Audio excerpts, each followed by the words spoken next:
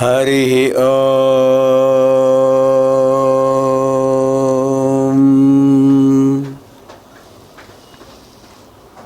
ఓం.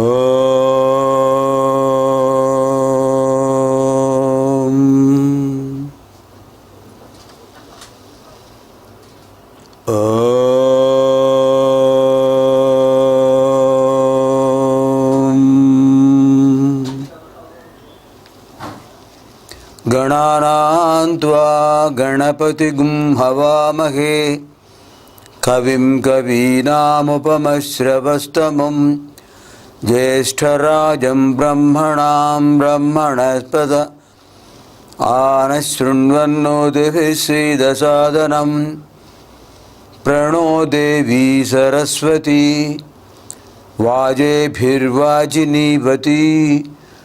ధీనామవిత్ర్యవతు. గణేశాయ నమః, సరస్వత్యై నమః, శ్రీగురుభ్యో నమః. హరి ఓం.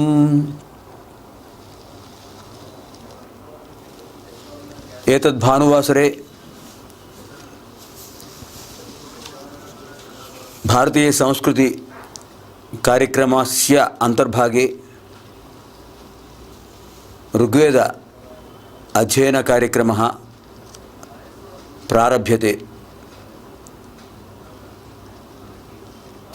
అగ్రతः వేదమాతృస్తవం,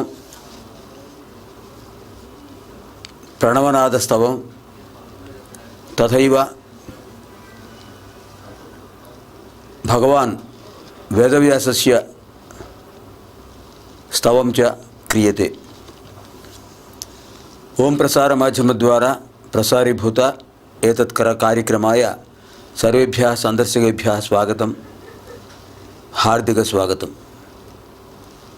ఏసీటీ వారి ఓం ఛానల్ ద్వారా ప్రసారమవుతూ ఉన్న భారతీయ సంస్కృతిలో అంతర్భాగమైన ఋగ్వేద అధ్యయన కార్యక్రమానికి సందర్శకులందరికీ స్వాగతం. ముందుగా వేదమాతృస్తవం, ప్రణవనాదస్తవం, వేదవ్యాసస్తవం. శక్తిత్రయీ వేదమాత సర్వదైవస్వరూపిణి సత్యధర్మస్వరూపా చ పాతు నః సర్వదా శుభా. ఓంకారం బిందు సంయుక్తం నిత్యం ధ్యాయంతి యోగినః కామదం మోక్షదం చైవ ఓంకారాయ నమో నమః. వ్యాసం వసిష్ఠనప్తారం శక్తేః పౌత్రమకల్మషం పరాశరాత్మజం వందే శుకతాతం తపోనిధిం. యవ్వనిచే జనించు జగము యవ్వని లోపల నుండు లీనమై యవ్వని యందుడిందు పరమేశ్వరుడెవ్వడు మూలకారణంబెవ్వడు అనాది మధ్యలయుడెవ్వడు సర్వము తానయైన వాడెవ్వడు వాని ఆత్మభవు ఈశ్వరునే శరణంబు వేడదన్. తల్లి నిన్ను దలంచి పుస్తకము చేతన్బూనితిన్ నీవు నాయుల్లంబందున నిల్చి జృంభణముగా నుక్తుల్ సుశబ్దంబు శోభిల్లంబల్కుము నాదు వాక్కునను సంప్రీతిన్ జగన్మోహిని ఫుల్లాబ్జాక్షి సరస్వతీ భగవతి పూర్ణేందు బింబాననా. ఋగ్వేద అధ్యయన కార్యక్రమంలో 5 మండలాలు పూర్తి అయ్యాయి. ఇప్పుడు 6వ మండలంలో ప్రవేశించే ముందు ఇంతవరకు అయినటువంటి ఋగ్వేద అధ్యయన కార్యక్రమాన్ని స్థాళీపులాక న్యాయంగా సమీక్షిద్దాం.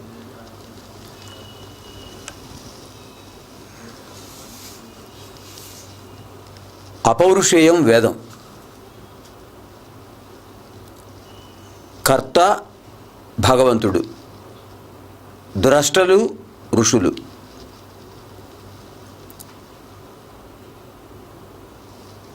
సృష్టికి ఆధారం వేదం, వేదానికి ఆధారం ఓంకారం. ఈ ఇచ్ఛాశక్తి, జ్ఞానశక్తి, క్రియాశక్తి స్వరూపిణి వేదమాత.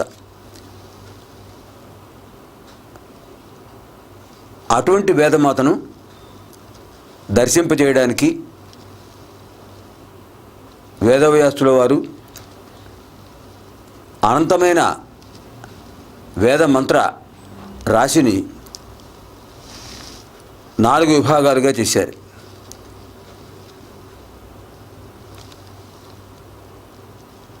దేవతలను వర్ణించేటటువంటి మంత్రాలు రుక్కులు. ఆ రుక్కులో ఉన్నటువంటి భాగాన్ని రుక్ సంహిత ఋగ్వేదంగాను,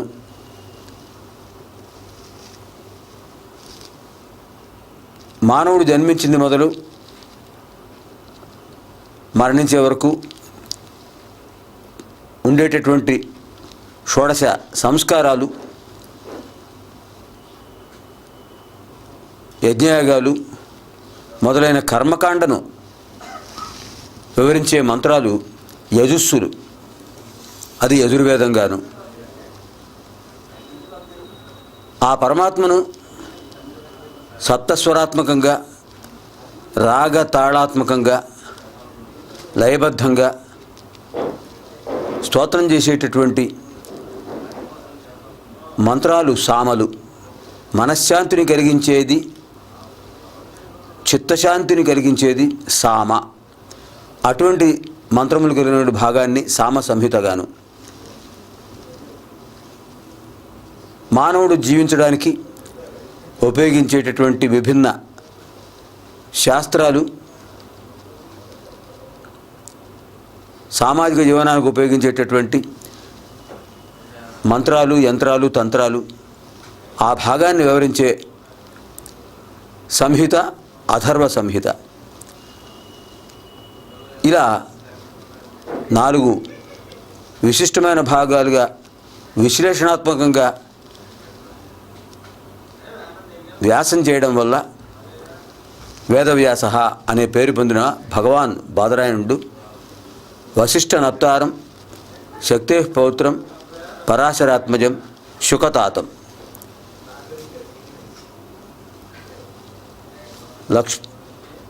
శ్రీమన్నారాయణమూర్తి యొక్క నాభికమలోద్భవుడు బ్రహ్మదేవుడు, బ్రహ్మదేవుడు యొక్క మానసపుత్రుడు వశిష్ఠుడు, వశిష్ఠుడి కుమారుడు శక్తిమహాముని, శక్తిమహాముని కుమారుడు పరాశరుడు, పరాశర మహాముని యొక్క కుమారుడు వ్యాసుడు బాదరాయణుడు, ఆయన కుమారుడు శుకపరబ్రహ్మ. ఈ విధంగా వారి పరంపర మనకు కనిపిస్తూ ఉంటుంది. అటువంటి వ్యాసుల వారు ఋగ్వేదంలో మనకు 33 దేవతాకమైన మంత్రాలను దర్శింపజేశారు. 33 కోట్ల మంది దేవతలు అని అంటుంటాం భారతీయ సంస్కృతిలో. ఇక్కడ కోటి శబ్దం సముదాయకం, సముదాయవాచకం. కోటి అంటే కోటి సంఖ్య కాకుండా సముదాయము అని అర్థం. 33 దేవతల సముదాయము, 33 దేవతల సముదాయాన్ని 33 కోటి దేవతాకం అంటారు. అష్టవసువులు 8 మంది దేవతాగణాన్ని అష్టవసువులు అంటారు. అనిలహ, అనలహ, ఆపహ, ధర్మ.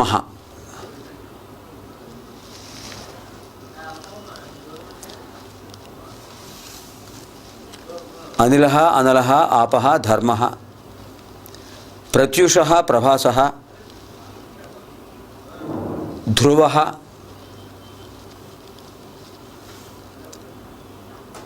ధర్మ.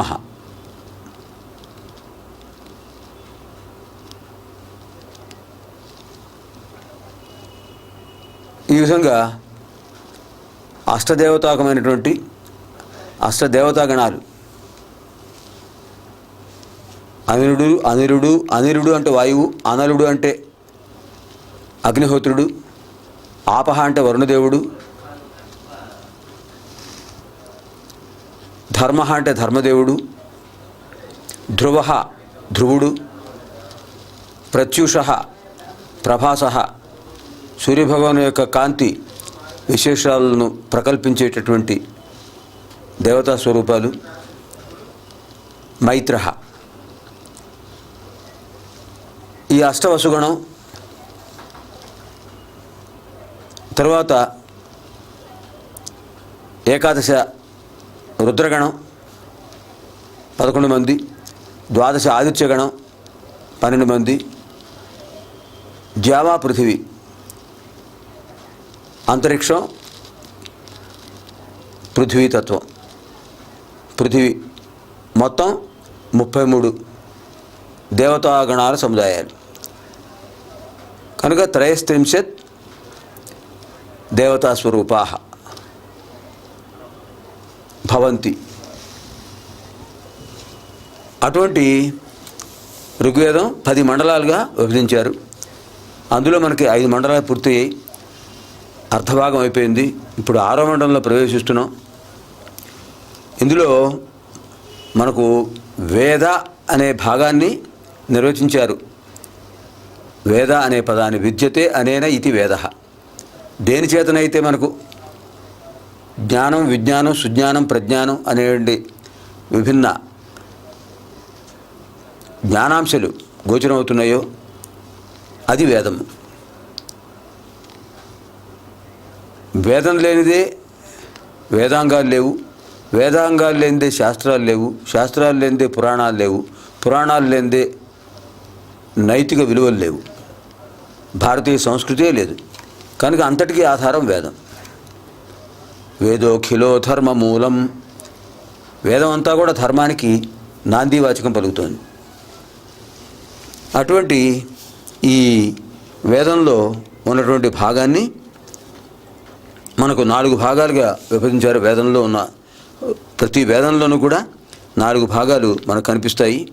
ఈ 4 భాగాల్లోనూ కూడా మంత్రభాగాన్ని సంహిత అంటారు, మంత్రభాగాన్ని సంహిత అంటారు. అలాగే ఆ మంత్రభాగానికి వివరణమే బ్రాహ్మణము.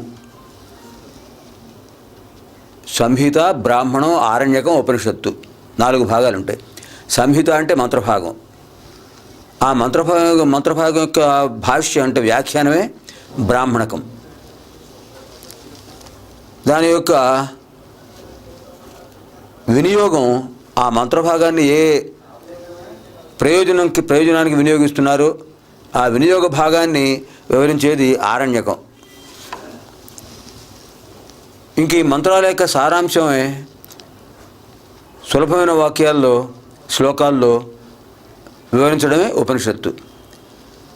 ఈ విధంగా సంహిత, ఆరణ్యకం, బ్రాహ్మణకం, ఆరణ్యకం, ఉపనిషత్తు 4 భాగాలుగా మనకు గోచరం అవుతుంది.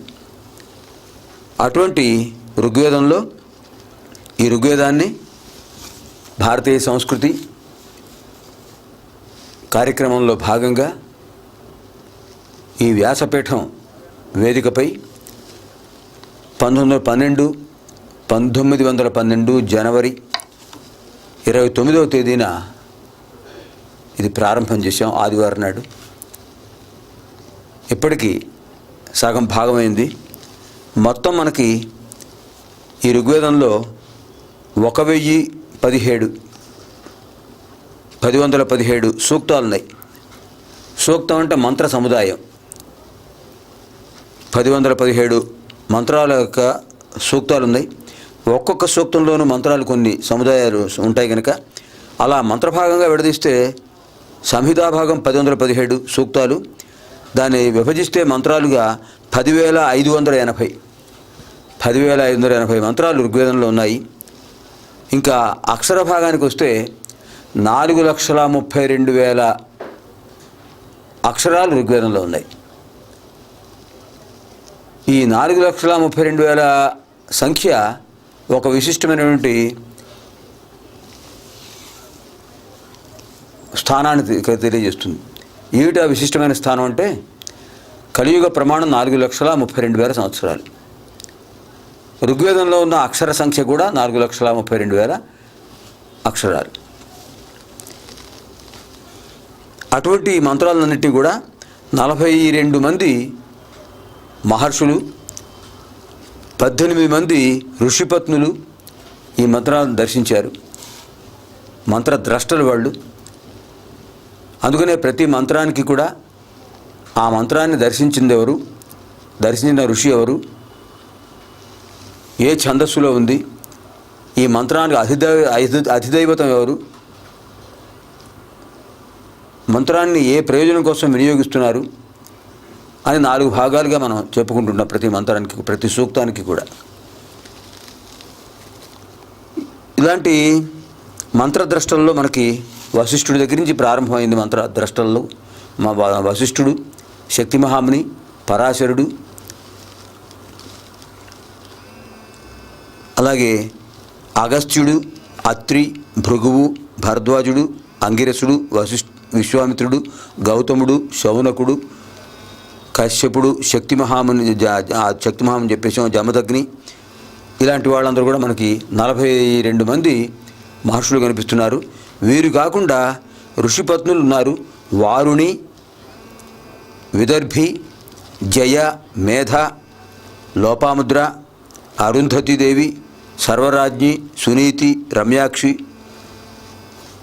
ఇలాంటి 18 మంది ఋషిపత్నులు కూడా మనకు కనిపిస్తున్నారు. అటువంటి విశేషమైన ఈ ఋగ్వేద ప్రశంసలో మనం 2వ భాగానికి వస్తున్నాం. 2వ భాగంలో మొత్తం 5 మండలాలు కనిపిస్తాయి. ఈ 2వ భాగంలో మొదటి అధ్యాయంలో మనకు 87 సూక్తాలు మనకి స్పష్టంగా కనిపిస్తున్నాయి. ఈ 87 సూక్తాలు కూడా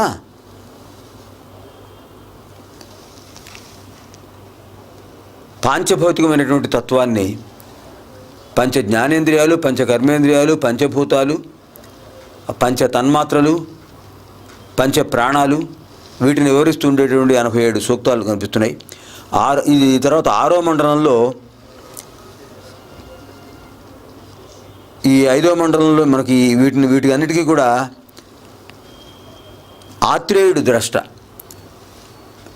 ఆత్రేయుడు అనే ఋషి ఈ 5వ మండలంలో మంత్రాలకు ద్రష్ట. ఈ మంత్రాలను అన్నింటినీ కూడా దర్శించిన మహానుభావుడు, 87 సూక్తాలను దర్శించిన మహానుభావుడు ఆత్రేయుడు. తర్వాత 6వ మండలంలో మంత్రాలు 75 సూక్తాలు ఉన్నాయి, మంత్రభాగాలు. ఈ 75 సూక్తాలను కూడా దర్శించిన మహానుభావుడు భరద్వాజుడు 6వ మండలంలో ఉన్నటువంటి 75 సూక్తాలకు కూడా ద్రష్ట. ఈ 6వ మండలంలో అష్టవసువుని గురించి ఆయన వర్ణించాడు. తర్వాత 7వ మండలంలో వశిష్ఠుడు, శక్తి, పరాశరుడు, ఈ ముగ్గురు కూడా వరుసగా వాళ్ళ యొక్క వంశం, వశిష్ఠుడు, ఆయన కుమారుడు శక్తి మహాముని, ఆయన కుమారుడు పరాశరుడు, ఆ ముగ్గురు కూడా దర్శించిన మంత్రాలు మనకు 7వ మండలంలో కనిపిస్తున్నాయి. ఇవి 104 సూక్తాలు. ఈ 104 సూక్తాల్లోనూ కూడా ఏకాదశ రుద్రులను వర్ణించినటువంటి మంత్రాలు కనిపిస్తాయి మనకి. తర్వాత 8వ మండలంలో అక్కడ మనకి విశ్వామిత్రుడు, ఆయన కుమారుడు మధుచ్ఛందుడు, ఆయన కుమారుడు జేత, ఈ మహానుభావులు మనకి కనిపిస్తారు. వీరందరూ కూడా మనకి 8వ మండలంలో ఉన్నటువంటి మంత్రభాగాన్ని దర్శించిన వాళ్ళు. 92 సూక్తాలు ఉన్నాయి ఇందులో. ఈ 92 సూక్తాల్లోనూ కూడా దిక్పాలకులను వర్ణించిన మంత్రాలు కనిపిస్తాయి మనకి. తర్వాత 9వ మండలం, 9వ మండలంలో 12 ఆదిత్యులను వర్ణించే సూక్తాలు మనకి కనిపిస్తాయి. ఇవి 114 సూక్తాలు ఉన్నాయి 9వ మండలంలో. ఇందులో 12 ఆదిత్యులను వర్ణించేటువంటి మంత్రాలు, ఈ మంత్రాలను దర్శించిన అరుంధతి వశిష్ఠులు, లోపాముద్ర అగస్త్యులు, ఇది విశేషం. 9వ మండలంలో భార్యాభర్తలు అరుంధతీదేవి, తర్వాత వశిష్ఠుడు. ఈ అరుంధతీదేవి కర్దమ ప్రజాపతి కుమార్తె, గొప్ప తపస్సంపన్నురాలు.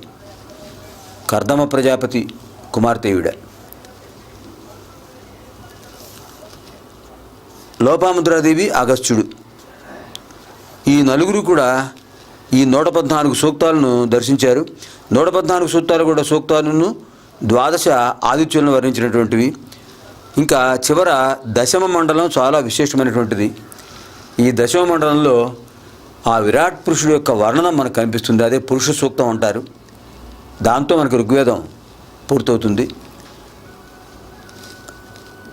ఈ దశమండలంలో ఉన్నటువంటి 190 సూక్తాలు ఉన్నాయి. 190 సూక్తాల్లో విభిన్నమైనటువంటి సూక్తాలు ఉన్నాయి. ద్యావా పృథివీ సూక్తం ఉంది. పరిణయ సూక్తం వివాహ కార్యక్రమాల్లో ఉపయోగించేటటువంటి, వివాహ కార్యక్రమాల్లో ఏ దేవతల యొక్క ఆశీర్వాదాలను మనం కోరుతూ మంత్రాలు చదువుతామో ఆ మంత్రభాగం అంతా కూడా కొన్ని సూక్తాలుగా ఇక్కడ వర్ణించారు. ఇది పరిణయ సూక్తం అంటారు.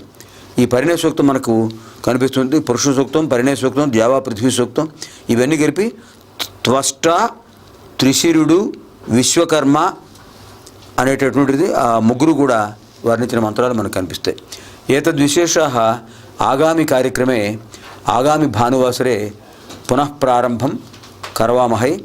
తావత్పర్యంతం సర్వేభ్యః శుభం భవతు.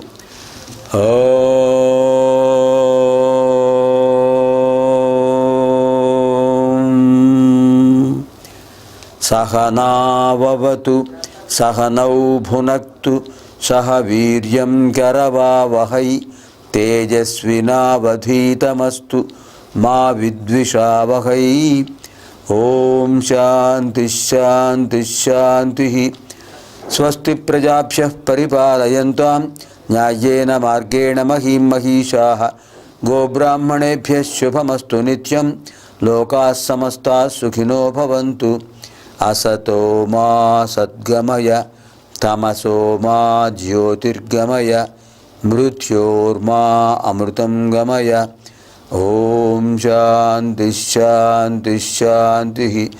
దివ్యాం భవ్యాం సుబోధాం చ శుద్ధాం అర్థప్రదాయినీం జననీం బహుభాషాణాం వందే గీర్వాణ భారతీం. స్వస్తి.